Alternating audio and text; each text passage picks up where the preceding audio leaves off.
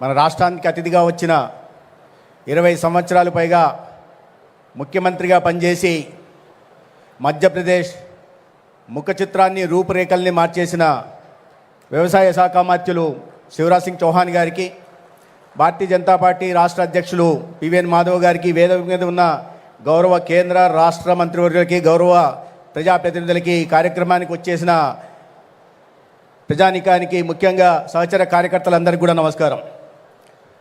మిత్రులారా, ఇవాళ 101వ జయంతి సందర్భంగా మహనీయుడు అటల్ బిహారీ వాజ్పేయి గారి స్మృతికి ఘనంగా నివాళులర్పిస్తున్నాను. ఒక అభివృద్ధి ప్రదాత, ఒక స్ఫూర్తిదాత, ఒక సామాన్య స్థాయి నుంచి అంచెలంచెలుగా అసాధారణ స్థాయికి ఎదిగిన అసామాన్య నాయకుడు, సర్వకాల సర్వావస్థలందు కూడా ఎప్పుడూ సహనం కోల్పోకుండా, సమన్వయం కోల్పోకుండా అద్భుత పాలన అందించిన రాజనీతిజ్ఞుడు, 10 సార్లు లోక్సభ సభ్యుడిగా, 2 సార్లు రాజ్యసభ సభ్యుడిగా, 3 సంవత్సరాలు విదేశాంగ మంత్రిగా, ముచ్చడిగా 3 సార్లు ఈ దేశానికి ప్రధానమంత్రిగా, అన్ని సంవత్సరాలు సుదీర్ఘ కాలం పాటు సేవలు అందించినప్పటికీ కూడా ఒక్కటంటే ఒక్క అవినీతి మరక అంటని నిష్కలంక చరిత్రుడు అటల్ బిహారీ వాజ్పేయి గారు అన్న విషయం మనకు తెలిసిందే. ఆయన ఒక కనెక్టివిటీ రెవల్యూషన్ తీసుకురావడం జరిగింది.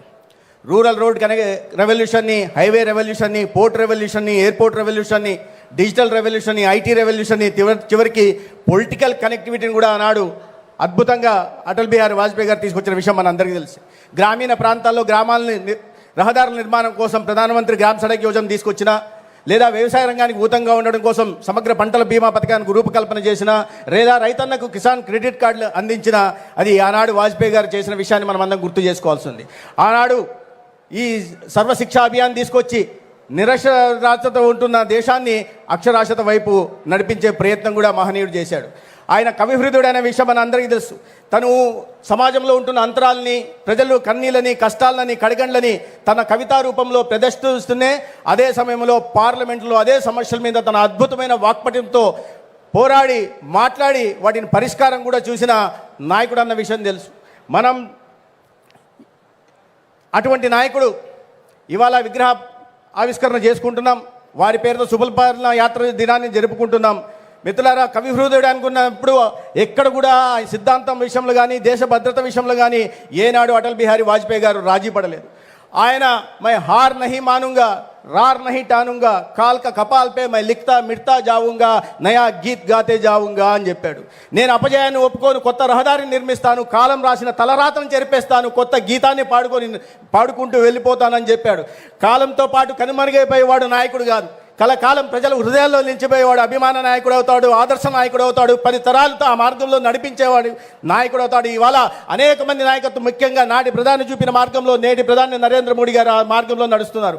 మనందరి ప్రియతమ నాయకుడు చంద్రబాబు నాయుడు గారు కూడా ఇవాళ అభివృద్ధి విషయంలో కానీ, సంక్షేమం విషయంలో కానీ ఆ మార్గంలో నడుస్తూ రాష్ట్రాన్ని అభివృద్ధి ప్రధానం ముందుకు తీసుకెళ్లే ప్రయత్నం చేస్తున్నారు.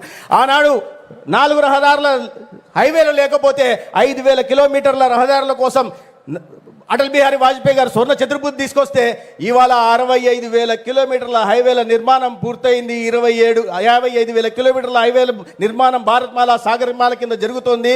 అదేవిధంగా 27 ఎక్స్ప్రెస్ వేలు వస్తున్నాయి, ఎలివేటెడ్ కారిడార్లు వస్తున్నాయి. అమరావతి నుంచి బెంగళూరు దాకా ఎక్స్ప్రెస్ వే, అదేవిధంగా మచిలీపట్నం నుంచి హైదరాబాద్ ఫ్యూచర్ సిటీ దాకా కూడా ఎక్స్ప్రెస్ వే వేస్తున్న విషయాన్ని కూడా మనం అర్థం చేసుకోవాల్సి ఉంది. ఆనాడు నేషనల్ రూరల్ హెల్త్ మిషన్ తీసుకొచ్చి ఒక్క ఢిల్లీకి మాత్రం పరిమితమైన All India Institute of Medical సైన్సెస్ని 7 రాష్ట్రాలకి అటల్ బిహారీ వాజ్పేయి గారు విస్తరిస్తే ఇవాళ నాటి ప్రధాని నరేంద్ర మోడీ గారు 23 రాష్ట్రాల్లో all India Institute of medical sciences స్థాపించి ప్రజల ఆరోగ్య భద్రతను కూడా కాపాడుతున్న విషయాన్ని మనం అర్థం చేసుకోవాలా. మన అమరావతిలో కూడా, మంగళగిరి కూడా అటల్ ఈ ఎయిమ్స్ ఉన్న విషయం తెలుసుకోవాలి. ఒక్కటంటే ఒక్కటి కూడా మన దేశంలో ఎక్కడ కూడా మెట్రో ఉండేది కాదు.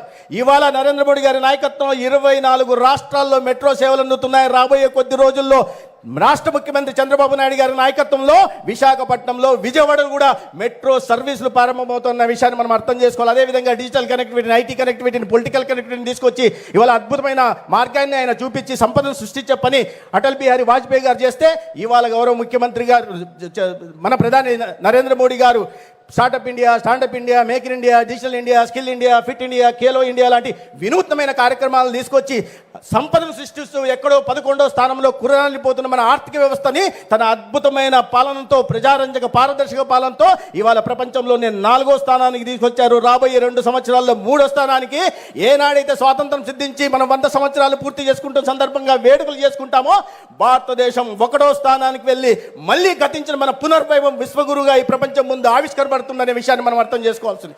మిత్రులారా, అటువంటి పాలన ఆనాడు అటల్ బిహారీ వాజ్పేయి గారు ప్రధానమంత్రిగా ఉంటున్నప్పుడు ఎన్డీఏకి మన గౌరవ ముఖ్యమంత్రి అధ్యక్షుడిగా ఉన్న విషయాన్ని మనం అర్థం చేసుకోవాలి. ఆనాడు ఇద్దరి జోడీలో రాష్ట్రం అభివృద్ధి ప్రధానం ముందుకెళ్ళింది. దాని తర్వాత 2014 కానీ మళ్ళీ 24 కానీ కేంద్రంలో నరేంద్ర మోడీ గారు, రాష్ట్రంలో ముఖ్యమంత్రిగా చంద్రబాబు నాయుడు గారు, పవన్ కళ్యాణ్ గారి రాష్ట్రంలో మళ్ళీ రాష్ట్రం పరుగులు పెడతా ఉంది. అంధకారంలోకి నెట్టివేయబడిన రాష్ట్రాన్ని, అదో కాదు పాలు చేయబడిన రాష్ట్రాన్ని, అవినీతి కూపంలోకి నెట్టివేయబడిన రాష్ట్రాన్ని మళ్ళీ అభివృద్ధిగా దిశగా తీసుకెళ్లి ఒక స్వర్ణాంధ్రప్రదేశ్ నిర్మాణానికి కూడా ప్రయత్నం చేస్తున్నారు. ఈ 5 సంవత్సరాల్లో జరిగిన అభివృద్ధి గురించి నేను చెప్పదలుచుకోలే, ఆ డేటా గూగుల్ సెంటర్ గురించి నేను చెప్పదలుచుకోలే, క్వాంటమ్ కంప్యూటింగ్ గురించి చెప్పదలుచుకోలేదు, అమరావతిలో జరుగుతున్న అద్భుత నిర్మాణాల గురించి చెప్పట్లేదు, పోలవరం గురించి చెప్పట్లేదు, ఆ రాయలసీమ ప్రాంతంలో ఓర్వకల్ కానీ, కొప్పర్తి కానీ, కృష్ణపట్నం ప్రాంతాల్లో వస్తున్న లక్షల కోట్ల పెట్టుబడుల గురించి నేను చెప్పట్లేదు, యువతకు వస్తున్న లక్షల ఉద్యోగాల గురించి చెప్పదలుచుకోలేదు. కానీ ఒక్క విషయం మాత్రం చెప్పాల్సింది, ఒక ఆర్థిక విధ్వంసం తర్వాత రాష్ట్రానికి ముఖ్యమంత్రి అయిన తర్వాత ఇచ్చిన మాట కట్టుబడి ఇన్ని రకాల అభివృద్ధి కార్యక్రమాలు చేపడుతూనే సంక్షేమ పథకాలను కూడా అద్భుతంగా చేపడుతున్న మన ముఖ్యమంత్రి గారిని అందరినీ మనం ప్రశంసించాల్సిన అవసరం ఉంది.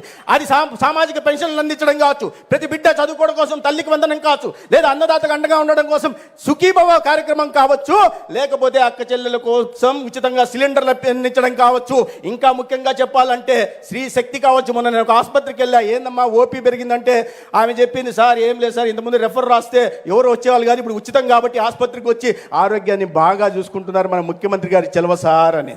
ఇంకొక ఆవిడ అనేది, సార్ నాకు కూడా బాగా మంచి జరిగింది సార్. ఏం జరిగిందమ్మా అన్న, మా అమ్మగారు ఎక్కడో 100 కిలోమీటర్ల దూరంలో ఉంటారు సార్, అమ్మని చూడాలంటే అప్పుడప్పుడు వెళ్ళేదాన్ని, ఇప్పుడు చంద్రబాబు నాయుడు గారి పుణ్యమా అని చెప్పి 2 రోజులకు ఒకసారి వెళ్ళి చూసి వస్తున్నా సార్ అని. ఇంకో ఆమె చెప్పి, అత్తగారిని ఎప్పుడో చూసేదాన్ని సార్, నేను అప్పుడప్పుడు వెళ్ళి చూసి వస్తున్నా సార్ అని చెప్పి. ఇంకా నేను చెప్పకూడదు కానీ అక్క చెల్లెలు ఒప్పుకోరు, మా ఆదిలక్ష్మి గారు గురువుగా చూస్తున్నారు.